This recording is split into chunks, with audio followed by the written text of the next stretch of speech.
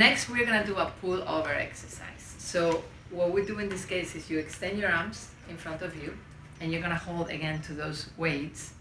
And if this is too much, you can always let me know, right? So you're the better to assess how much weight you can do. Your palms are gonna be facing forward. So facing this way, facing forward that way, that way, so you can rotate them a little bit.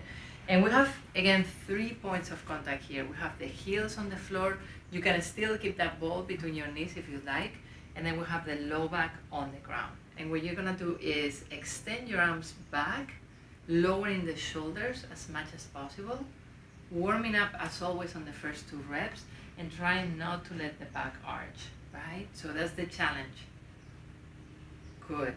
Right there, and you don't need to go any farther. So 90 degrees right there is perfect. And then back again, extending your arms, lowering the shoulders.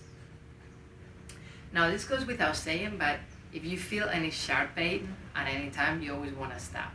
Muscle burning and feeling the muscles working is great, but if you're starting to feel a sharp pain, in this case, might be the shoulder, in the squats case, might be the knee, you always want to stop, okay? Good. Now let the mouth open and let the breathing go freely. Good. So even though on this movement, you might feel like it's the arms that is working the most, it's really the core. Yeah, it's the core, exactly. It's the abdominals. And what else do you feel? Anything else? I do feel the shoulders. Okay, the shoulders, definitely. And the main muscle is actually the lats, which is the latissimus dorsi, which is this muscle that goes all the way from your shoulder down to your low back. So not a very sensitive muscle, we usually don't feel it, but I encourage you to think about that muscle when you're doing this exercise, especially right there. Good.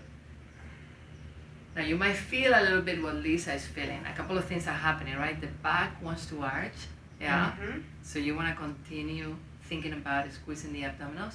And there's one arm that has a little bit more range than the other. Yes. And that's also normal.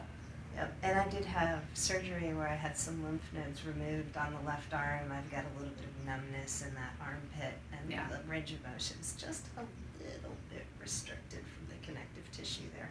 Yeah, and that's normal, and thank you for sharing. And if that happens, that's okay. We just have to adjust that and keep going as we can. But again, you don't want to have that pain, right? You just want to have the muscle burn. Good. And up. Can you do 2 more times? Oh yeah. Great. Just still keeping the shoulders down as you're extending the arms. See if you can go even a little bit more on this one. Just trying to get that range as you go. Yeah, good. There's a point of pain on that left one. Okay. Let's see if I can adjust a little bit. And one last time. You are the best to judge. When you have pain, you can either go through it and try to work through it. Yeah, there you go. Perfect. Good. Just a matter of getting the shoulder blade in a slightly different position under there. That's great. And then you can relax after this one. I'll take the weights. Good. So that last one, you totally got to the floor. So little by little, that range increases. And like you said, it's adjusting a little bit the position. Getting the position so that there's enough space in there for that to move. Good. It's funny because this movement it looks pretty easy, but in my experience in working with people, sometimes it can be really tough to get that full extension. And a lot of people that I see can't get that full extension. They get to about here, and then they can't quite get back. Yeah, and there's a lot of issues with shoulders that we know, including rotator cuff, and this movement actually helps to prevent that a little bit more, so, or frozen shoulders. So I definitely encourage people with shoulder issues to do this more. Good.